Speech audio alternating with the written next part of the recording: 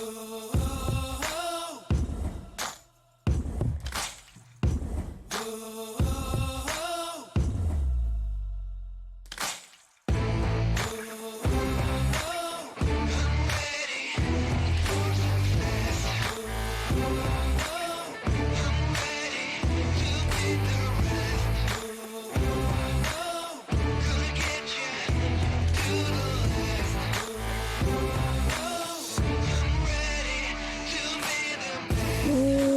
is up, everybody? It is Wednesday, November 23rd, which means this is the Casual Wrestling Daily Show, the daily pro wrestling show where we discuss everything that is going on in the world of WWE and AEW.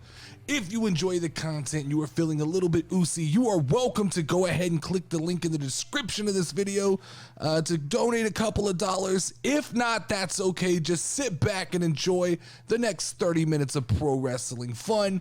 As always, if you don't know, now you know. I am the Notorious Nerdy D, aka the voice of the casual wrestling community and host of the Casual Wrestling Channel. Housekeeping for the day. Remember, we are on patreon.com/the Casual Wrestling Show. It is 100% free to follow. So jump right now. Stop what you're doing. Whatever you're doing right now, stop it.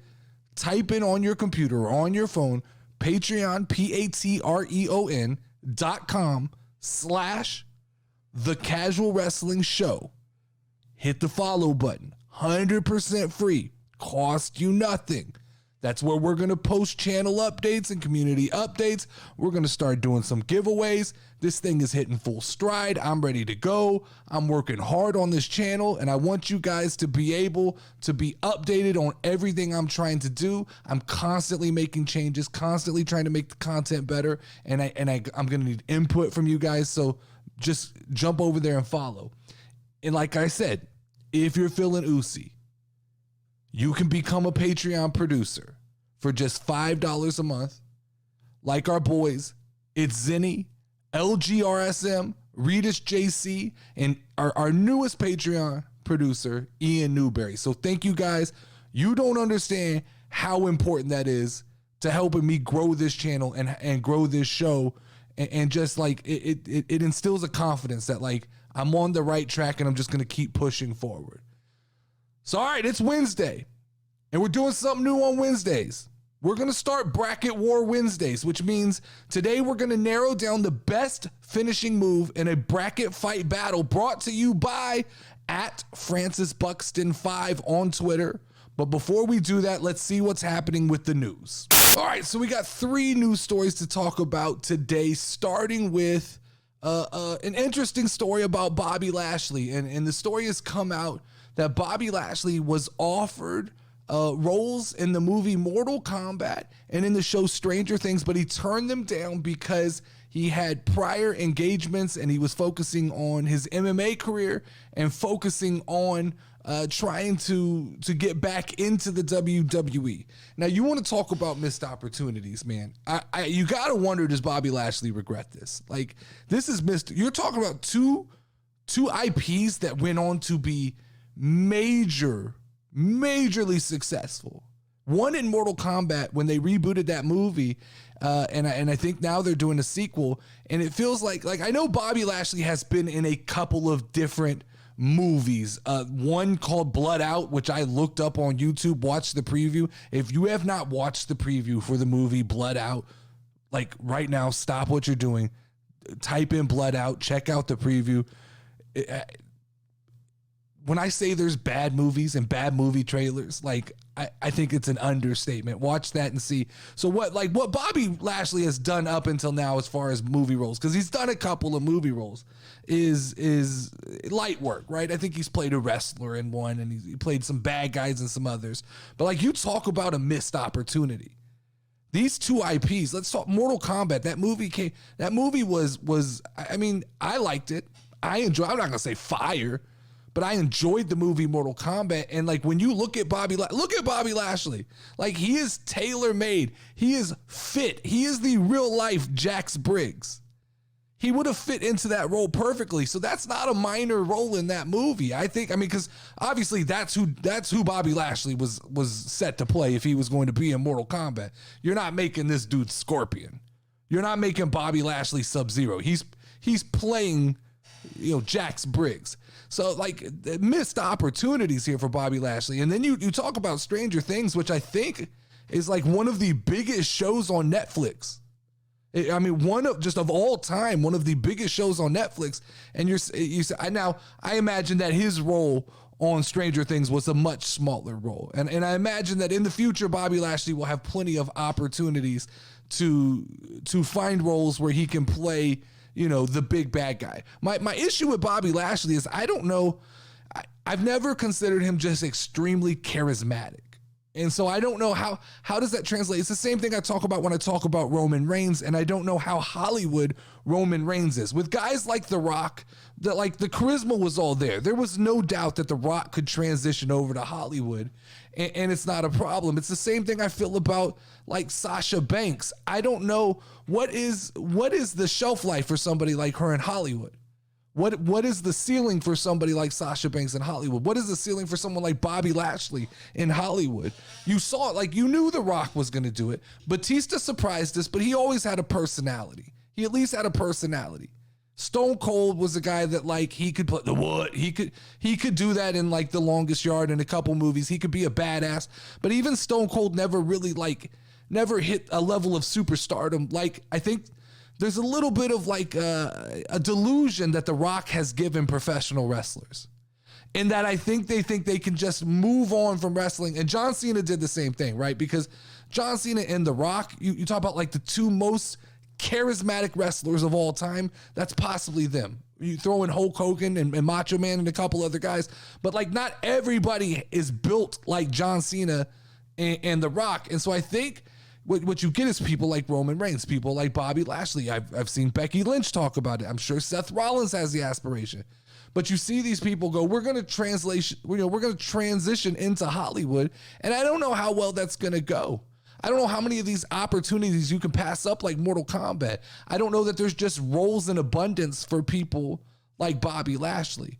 I think like when I just look at the WWE roster, Seth Rollins probably can transition into Hollywood. I think Bianca Belair will have zero problems transitioning into Hollywood. So there are people that can do it. I don't know if Roman Reigns, I don't know if Bobby Lashley, I don't know if those are the people to do it. So just interesting to see Bobby Lashley missing out on these roles. Now, ultimately, would he be better off in his career if he would have, let's say, taken those roles and given up on MMA and given up on getting back to the WWE? I don't think so.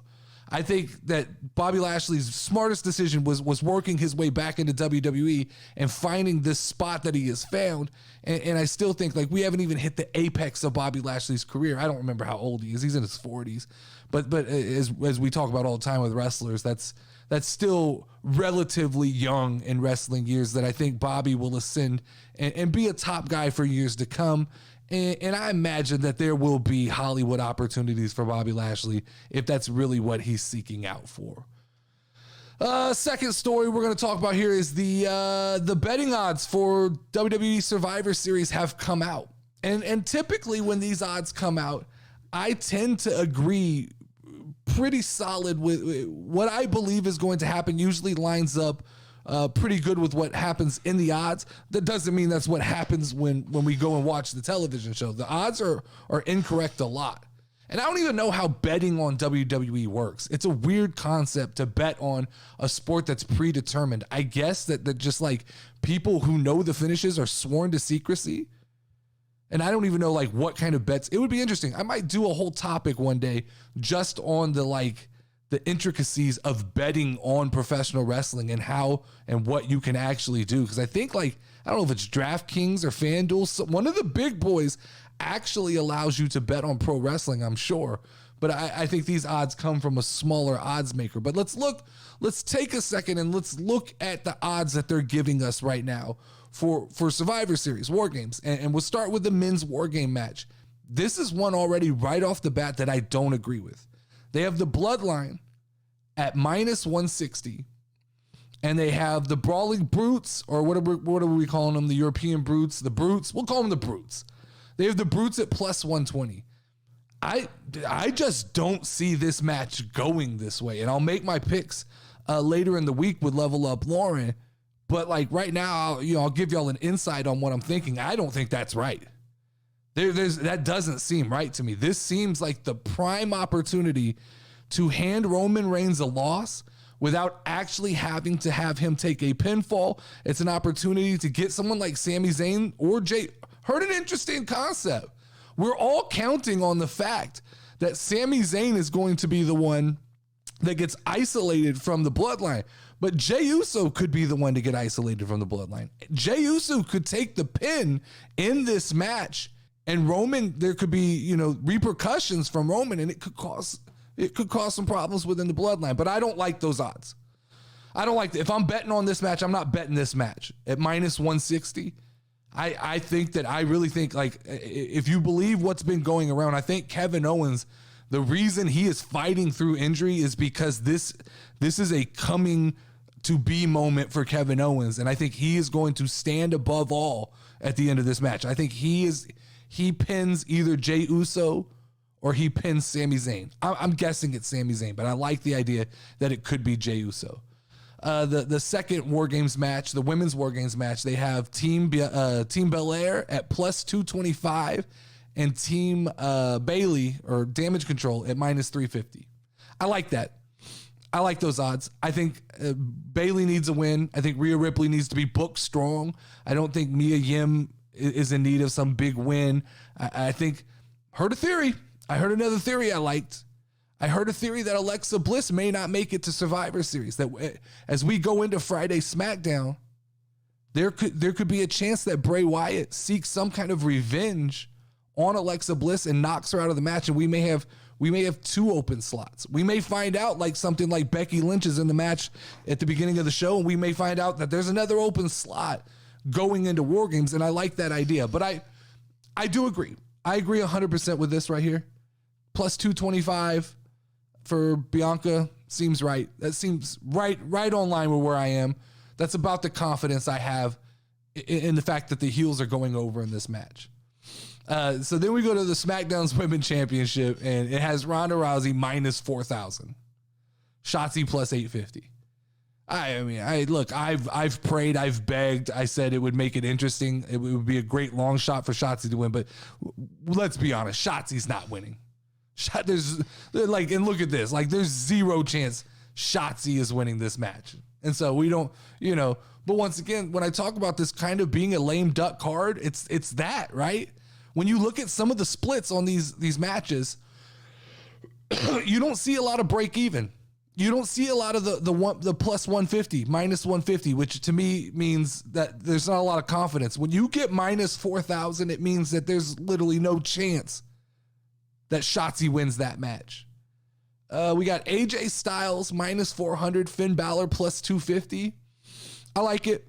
I think AJ needs a win. I think I read a stat the other day, and I read it on the podcast last Friday, that AJ hadn't won a pay-per-view event in 3 years. It's time. This is it. This is time. This is one he can win. I hate it because Finn Balor's on my fantasy team, but I think that like this is the proper time. I don't know. I still don't know the Judgment Day. Like sometimes I feel like they're getting over, and other times I still feel like they're like a rabid group of 8th graders. It's just what I see when I see them. And like Damian Priest, like non-existent. I have all these problems with the way they're booked, yet I still try. Like I still come back and bet on them every Premium Live event.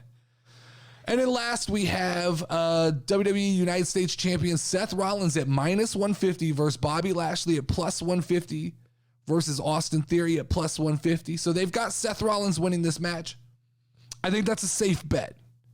I think that the status quo staying the same here, that's a safe bet. I don't think they do anything drastic here.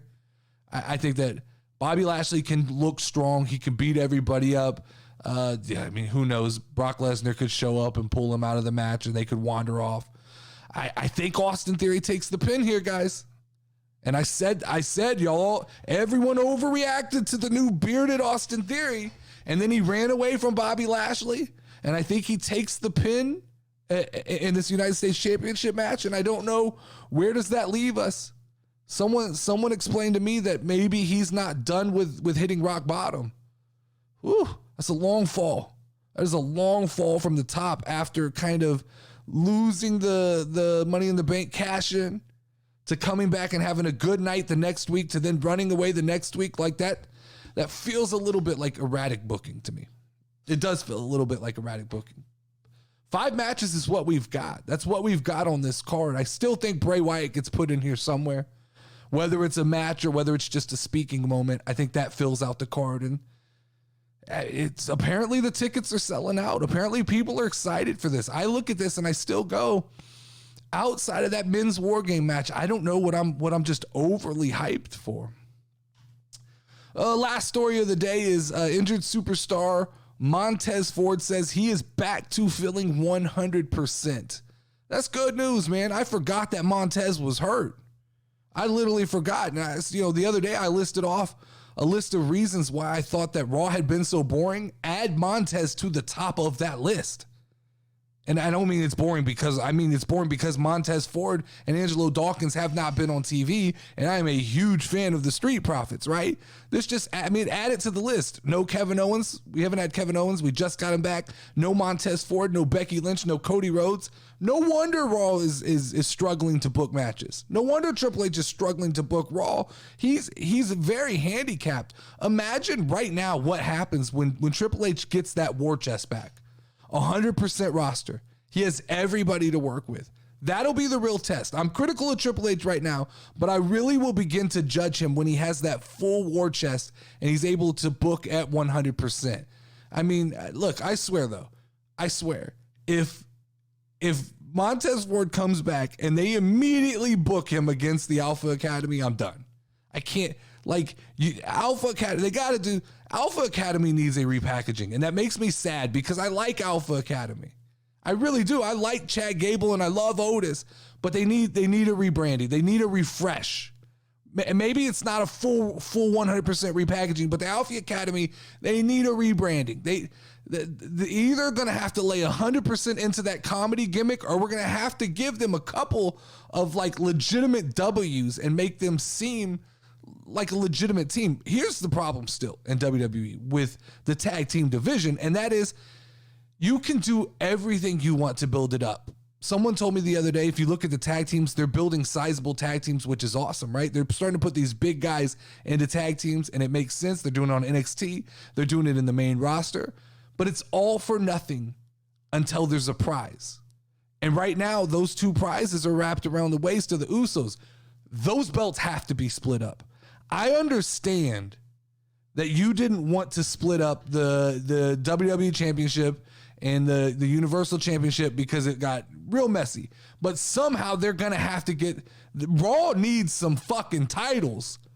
And especially a set of tag team titles, because we have too many tag team... Riddle, Elias, Alpha Academy, the Viking Raiders, the New Day. We have all of these tag teams, Hit Row, the Escobar and his crew. We have all of these groups who are fighting for nothing. They're actually going to need something to fight for.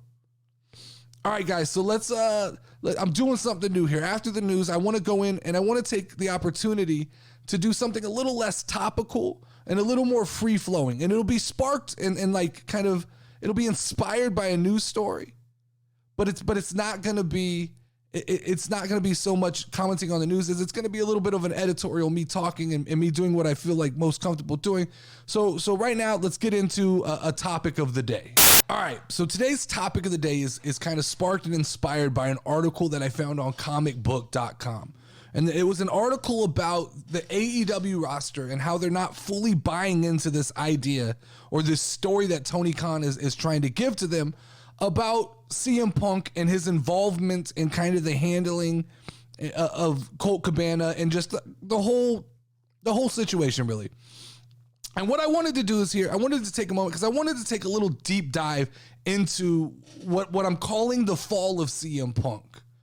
Because it's really, if you really look at it, it's an interesting story. This guy, let's go back to August 8th.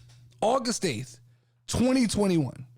The return of CM Punk. the savior, the voice of the voiceless. Every wrestling fan was excited for this. There wasn't anybody, like everybody, casual fans, IWC, he was an IWC darling. The casual fans were excited to see him come back. People who had never seen CM Punk before were excited for him to, or excited to get to see him. And man, the shit that I took for being honest when CM Punk returned early in that run, it was crazy, man, because I was critical. I remember I said things like he looked old and CM Punk looked tired. I remember saying I don't like the humble version of CM Punk, that I said it felt false and awkward. And I remember the IWC all jumping on me and saying, you got to wait, give him time. And I said, I don't know how much time he has at his age. I don't know how much time his body will give him. Now, I didn't know it wasn't going to be his body. I didn't know it was going to be his personality that got him run out of the building. But I never felt like CM Punk was going to be around for a long time. My opinion was always from the very beginning that CM Punk needed to lead a faction. There was a lot more longevity in CM Punk building up a faction of young wrestlers and being very heelish in his return. Leading a group of young guys, teaching them how to be heels, getting the belt, but not wrestling very often, more just in a managerial role where he wrestled at big shows, but he put other people on his back and moved forward. And all of these things, I still believe that they should have handled his return that way. That if they handled CM Punk's return correctly, if they would have done the things I said, I believe at that point in time, they could have catapulted AEW to an equal footing with WWE, at least for that moment. They could have had a 3 or 4 month run if they would have immediately put the title onto CM Punk, made him a heel, had him talking shit. They would have been must-watch wrestling TV. Instead, they went with humble Punk. They did all these, this happy-go-lucky Punk that I never agreed with. So fast forward now. Now we're staring at AEW that feels eerily similar to what it was before CM Punk returned. It feels like all has returned to normal at the indie playground. It feels like AEW is a safe place. It's a safe place for guys like the Young Bucks, for Hangman Adam Page, Kenny Omega. It's a safe place for all those guys to play superstar. They get to pretend to be superstars. They all talk shit about WWE, but what they're doing is they're all just playing superstar. They love the way the IWC makes them feel. They make them feel appreciated. They make them feel wanted. AEW is back to being a place where an aging Chris Jericho can hold on to glory, because he's not getting booked like this in WWE. Now, right or wrong, he's just not getting booked like this. It's AEW's back to being a place where guys can say whatever they want. They can do whatever they want. They can script their match however they want. And by doing that, they essentially went back to creating a company that doesn't have a glass ceiling, but it has a metal roof. You can't grow a wrestling company like this as far as I'm concerned. AEW has defined their audience. They know what they want. They want the IWC. They want the Twitter wrestling fans. I get told on a weekly basis by IWC members that I can't be a casual wrestling fan. They dislike the idea of casual wrestling fans so much that they don't even want to let me be one. They tell me I have to join the IWC because I know too much about wrestling and I watch too much about wrestling. But what I say to those people is, being a casual wrestling fan, it isn't about how much wrestling you watch. That's a misconception. It's not about how much knowledge you have about the product. It's about understanding that wrestling is a business and it is a television show, and that they're strictly there to entertain, and they don't care what I think. They just want me to feel. They want me to like the good guys, like the bad guys, hate the good guys, hate the bad guys. As long as they're getting a reaction, they're happy. That's what being a casual fan is. It's being able to watch the product and not feel like I am entitled to something when I watch the product. Now, CM Punk, like it or not, CM Punk represented casual audience. Whether he knows it or not, that's the message that he always portrayed. He always wanted to infuse elements of WWE into AEW. And by all means, the IWC views the WWE as the casual product, right? CM Punk wanted to add WWE-ish business practices. He wanted to give WWE type lessons. He wanted a level of WWE professionalism all wrapped up in AEW. And these are all things that guys like the Elite, guys like Kenny Omega, they reject this. They don't like it. They don't want those things. Why? Because they don't want those rules on their playground. They don't want to represent professionalism. They like pickup basketball. They like to just run and gun. They like to wing it. The Young Bucks need to be Circus Soleil. You don't need to give me what I can and can't do in the match. I live for the next high spot. That's what the Young Bucks do. They live for that next high spot. It doesn't matter if it impairs the show. It doesn't matter if it hurts the team they're going against. When they cut promos in AEW, it doesn't matter if it's destroying someone's character. It's all about that person getting over, especially if you're an EVP. And CM Punk knew this shit wasn't sustainable. Like him or not, CM Punk knew that the AEW wrestling business model is not sustainable. And I truly, truly, truly believe that CM Punk wanted to better AEW. I still and have always believed that CM Punk wants to better the businesses that he is a part of. He just has this odd way of not being able to understand that what's best for business isn't always him being the best. That's where he gets a little bullheaded and he rubs people the wrong way, because in his attempts to fix a company or help a company, I think he always kind of comes off with the I need to be champion so I can show you guys how we should run this company. But it's weird to me. Like, pro wrestling has so many similarities to politics. You have literally two polarized fan bases who cannot agree. And not just like, you don't just separate it by AEW versus WWE, but you can separate it in casual wrestling fans versus IWC. And those are just names that we give to two groups of people. Don't get me wrong, right? But by casual, I'm not representing just a group of people who watch once a month. I mean the mindset of a casual wrestling fan. And Punk represents, to me, a little bit of the casual, but almost Punk is the guy who kind of sits on the center of that line. He understands the need for the WWE and the structure of WWE, but he also knows that you can't get too stuck in your ways and continue to do the Vince McMahon thing. You eventually become boring. And Punk, he pointed that out to us. But he also knows that when he goes to AEW, you can't just appease one side of the aisle. You can't just appease the IWC and make wrestling a happy place. Because we see what happens when you just allow the EVPs to run wild and do what they want to do. They get richer and the supporting cast grows tired. Your Andrades grow tired. Your Miros grow tired. These people don't want to sit on the sidelines forever and watch the Young Bucks flip every week. So what was the downfall of CM Punk? I honestly believe he refused to choose a side. And his fans were chastising him for this. He didn't go all indie like he represented early on in the AEW run, right? Remember when CM Punk said that he wanted to be the punk band that played at the bowling alley, or that's what AEW felt like. That was a cool line. Like, dude, that fucking fucking badass, bro. It's a cool line. But he wasn't committed to that, and he wasn't satisfied with playing at the bowling alley.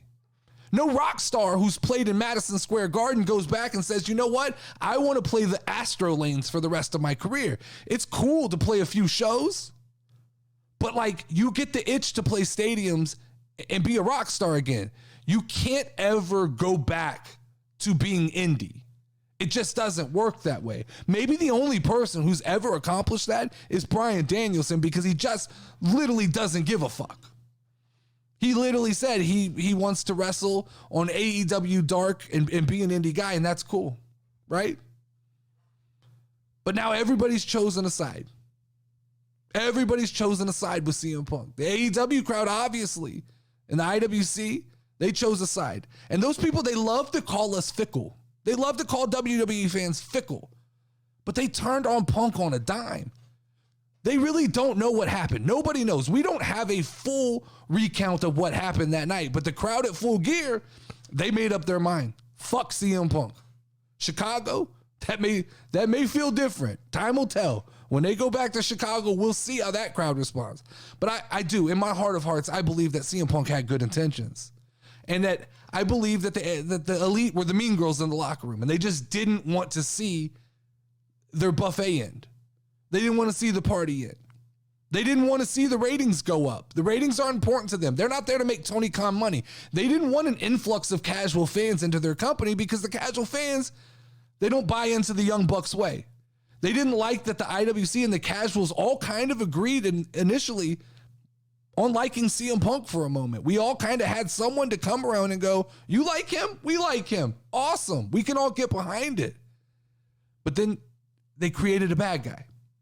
The Elite created a bad guy. It's what they did. They figured out a way to get under CM Punk's skin, and it started with Hangman Adam Page taking shots in a promo. They knew how to get under Punk's skin, say the right things in magazine interviews. All that shit gets swept under the rug. All the things that the Young Bucks did get swept under the rug. The promos get swept under the rug from Adam Page. And I know a lot of people at this point have just given up on CM Punk. They've written him off.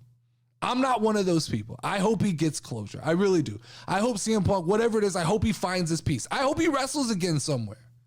And that he gets a graceful exit from the sport. Now, I don't think he needs to be full-time. I don't believe that we need another CM Punk full-time run. I'd love for him to come back at WrestleMania, have a moment.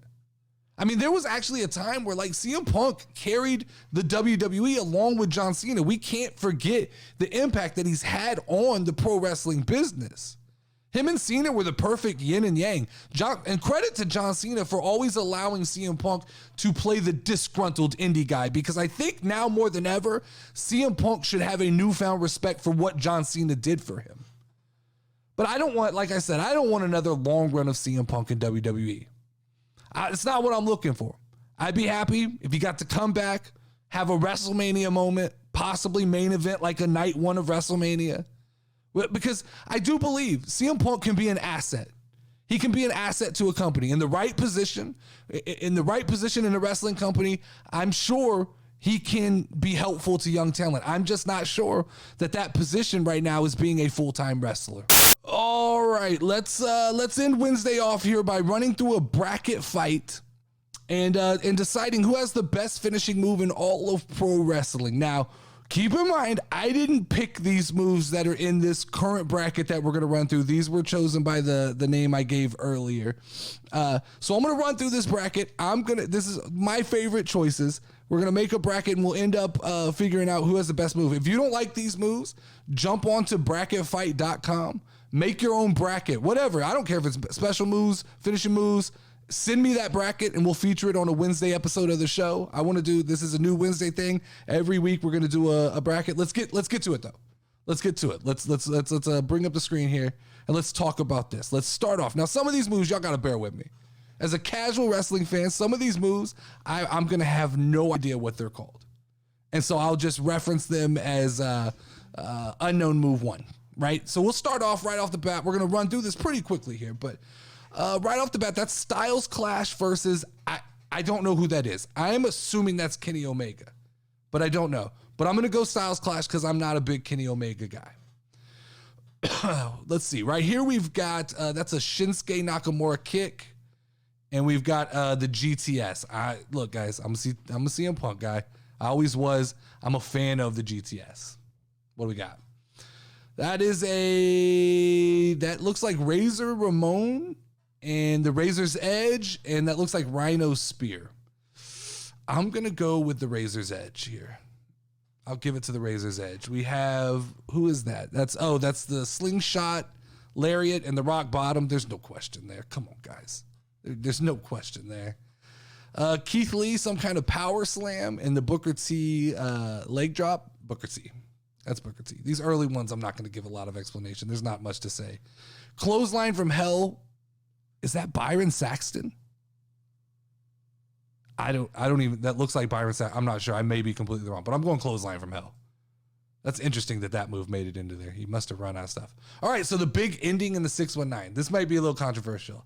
I'm not a fan of Rey Mysterio, and I'm not a fan of the 619. I don't like the flipping through the ropes. I don't like the kick. I don't like the the finish of then having to go do another move to kind of top it off. I like the big ending. I like Big E. I'm going big ending. Ooh, Scorpion Death Drop and punt. That's too early to have a matchup like this. The punt is underrated. The punt is something if Randy Orton goes back to being heel and the punt comes back, like, I'm all about that. But right now, I think like the Scorpion Death Drop's iconic. Let's go Scorpion Death Drop. Looks like Twist of Fate. And I don't know what Butch calls that move, but it's some form of DDT. Definitely Twist of Fate there, even though I'm not a Hardy Boys guy. That looks like, I don't know who that is on the left. That could be one of the Los Lotharios. On the right side, that is Cesaro. And what does he call that? The Gotch Neutralizer, I believe. Let's go Cesaro on that one. People's Elbow. And is it A-Town Down? Is that what they call it? People's Elbow. It's got to be People's Elbow. That's iconic right there. I forgot what Chris Jericho calls his finishing elbow. But it's that versus Kevin Nash's powerbomb. I'm going Chris Jericho. Chris Jericho's elbow. Batista Bomb. Oh, and the flying knee by Bryan Danielson. I'm not a big fan of power bombs. I'm not a big fan of power bombs because they get used so often as just a normal move in someone's move set that I've never understood that, like, sitting down while you're doing it or raising them up just a little bit higher, how that sells the power bomb. So I'm going flying knee. I'm definitely going flying knee there. Or wait, that wasn't flying knee. What was that? Because that's flying knee. What was that before then? Well, I'm stuck with what I chose there. Next we have, let's go back. How do we get back to use matchup mode? Here we go. All right, so that's Goldberg's, what do you call that? Hanging power slam or suplex, drop suplex. I don't know, something. I don't know the names of these things, or versus the flying knee. I'm not a Goldberg person, but this is the move that I always use when I create a character in wrestling video games. So I got to go there. That looks like, is that Jake the Snake's DDT and Trouble in Paradise? I'm a Kofi guy. Trouble in Paradise. That shows my casualness right there, I'm sure. And Brody's elbow with it's hard to pat. You can't not choose the Tombstone Pile Driver, I feel like. I feel like that's disrespectful there. All right, so we're back to the Styles Clash and the GTS. GTS. Still one of my favorite moves. Razor's Edge, rock bottom. Booker leg drop or clothesline from hell. Booker's just so damn entertaining. Big ending or Scorpion Death Drop. Scorpion Death Drop. Still going with it. Twist of Fate, Gotch neutralize. Twist of Fate. I like that move. It's a solid move. I like cutter style moves, I think. People's Elbow or that's People's Elbow over Jericho's elbow. Let's see. Somehow I've messed this up, but I'm going with the Goldberg move there. Let's go back to matchup mode here. Okay. That is, I can't tell. Is that Finn Balor? Is that the coup de grace? Looks like an NXT ring. I can't tell, but that's Goldberg's power slam. I want to go Goldberg there. And then last I have Trouble in Paradise or Tombstone. Then we have GTS versus Rock Bottom. Just he used to catch that out of nowhere. I loved it. Leg drop. Booker T, man. That move was just pure athleticism. As bad as it is that, like, the people elbow was so effective, it's still, I mean, the selling of that move, the orchestration, all of the build up for that elbow drop was phenomenal. Even though that's my move in games, I got to go Tombstone. All right, back to the top here. Rock Bottom versus Booker, Rock Bottom. People's Elbow, Tombstone. This is tough. This is actually tough. This is, where do you go here? Like, two iconic moves. I don't think there's a right or wrong answer in choosing this. I love the Rock Bottom.